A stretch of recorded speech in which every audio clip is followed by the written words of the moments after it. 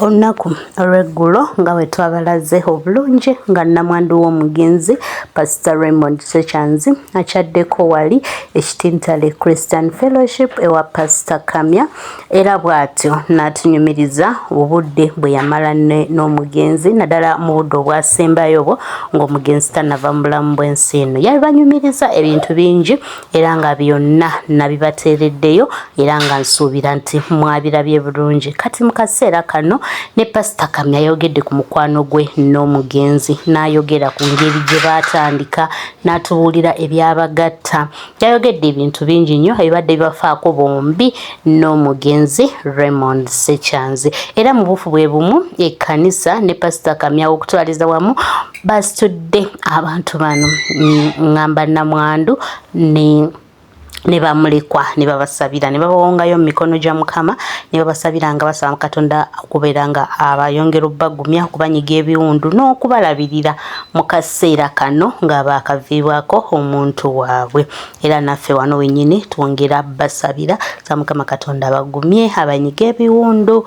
Oyo yennyini yatutte Pastor abeere afuuke buli kimu mu bulamu bwabwe nga Mukama Katonda ye mubeezi waffe. Munzikirize nkome wano mbaagaliza olunaku olulungi. Grace Mukama yamugumya. For Mami Grace, she's strong. Era mukazi mugumu. And she's a strong woman. Kama afe Yesu yebazibwe. Amina.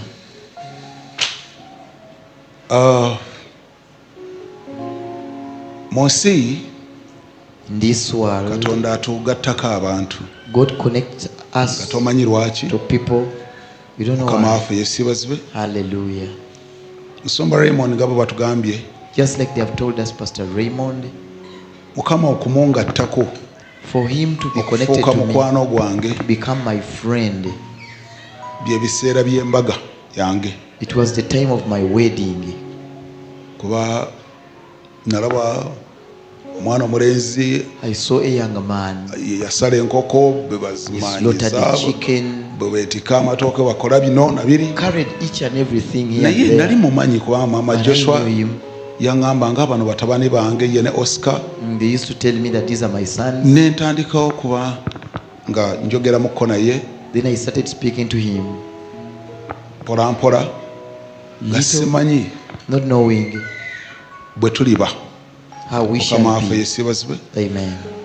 Nkisaba okwebaza Mukama olwa mukyala Musumba I pray we thank the Lord so okuyimirira much ku for kituuti kino the wife of Pastor standing on this pulpit okumenyawo ebimu to break away some ebadde byogerwa oba ebyayogerwa.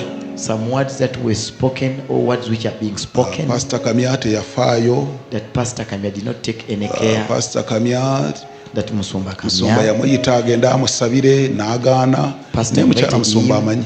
that he goes there, he prays for him, he refused. Mukama waffe Yesu yebazibwe. Mukama waffe Yesu yebazibwe. Amen. Mukyala Musumba ye yankubira It is the wife of the pastor who called me, era twayogeranga. and we used to communicate. Oluusi ebintu ebimu tetwewolereza negoleka Katonda kyamanyi You leave what God knows, ye n'asala omusango gw'ensonga. and he becomes the Naye rightful judge. nsaba abaana I pray. ekiseera kizibu nnyo.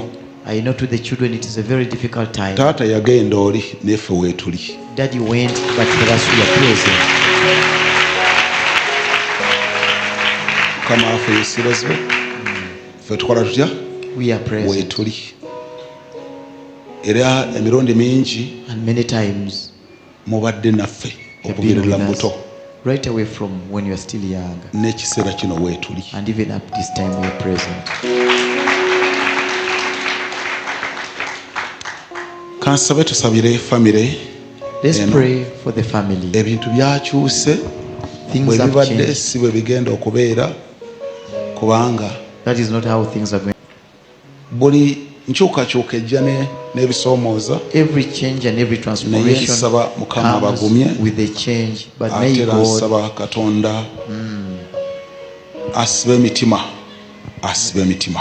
May the Lord bind your hearts. golola emikono gyo tusabire Stretch forth your hands family and eno. pray for this family. Katonda kitaffe omulungi tujja mu maaso go Yes, Lord. ku lwa famire eno Raymond gye yalese emabega. Wow. Ssebo ye yagenze naye omwoyo omutukuvu wooli. Wow.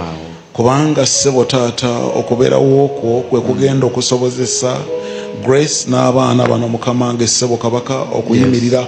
Yes. Gwe Katonda azagabirira era ogenda gabirira. Wow. Katonda abaddewo nakati wooli. Wow. Nsaba emitima gyabwe wakati mu bisomooze bingi ebiri mu maaso gaabwe beera ekyokuddamu era bawe ekisa ekyokuyita mu buli muyaga gwonna na buli maloboozi gonna. Yes, Lord. Basobole okubeera ab'amaanyi era buli kirooto abaana bano ne famire eno kyeyina terina kimu kigenda kudda mabega. Yes. Kubanga Katonda eyabayita era yabaleeta mu nsi n'amanya nti ekiseera kyekyo mutaata kyalibeera nabo era kyekiseera kyalivaawo.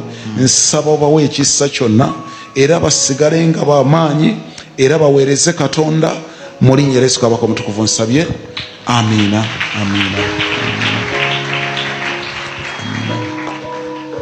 Amiina. Weebale kujja Mukama abawe omukisa.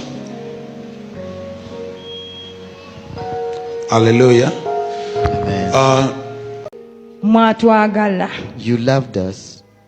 Bingi Raymond bye yayitamu nga tuli mu kifo kino. Many things he went through when he was. Omugongo gwe gwakutukako.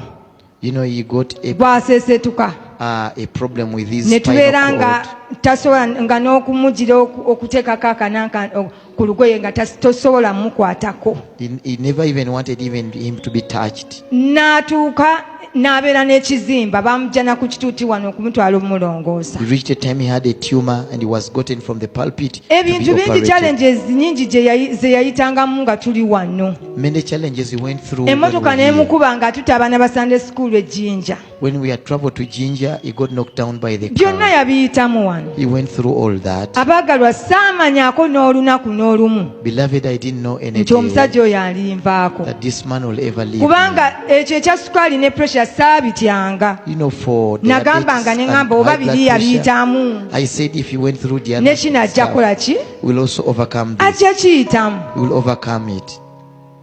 Era nze n'okufa. And even death. Sakkiriza. I did not believe. Natwala eddakiika zange nga 3 abasawo ne banviira. Nensaba essala yange eddakiika 3 nensigala mu kalumu eddakiika 3 nga bwe neekejja bwe mugamba golokoka naye nga takola ki tabaawo nga nze sikkiriza nti mufu kubanga agenda mu kasirise mukasirise nga tetumanyi twagenda kudda ngulu nga ye yamaze dda okola ki okuva mu mubiri gwe. From his body. Bwe namala okumanya nti agenze eddakiika zange 3 bwe zaggwako nga biganye kubanga baatugamba nga osobola okusaba nadda engulu kati nange neegezaamu ekyamazima mbawa ekyamazima ekyaliwo nabibulanga nti abantu basaba ne bakola ki kati nange eddakiika ze 3 nazitwalawo mu ddwaliro saatya muntu yenna nga sikyaliko kyokanya mpulira abasawo ne banviira nentwala eddakiika zange I spent 30 minutes and I prayed, but he didn't get back. Then afterwards I gave thanks and I said, God, I thank you because you have taken him. Bwatyo n'agenda. And that is how we went. Bannange nsimanyi abasumba mu kifo kino. I want to thank the pastors okubira ddala nga tuli mu eddwaliro. Right away from the musumba nga bw'ayogedde. Just like pastors said. Ekyamazima yabeerawo. The truth he was there. Ekyamazima mbabuulira abagalwa. I'm telling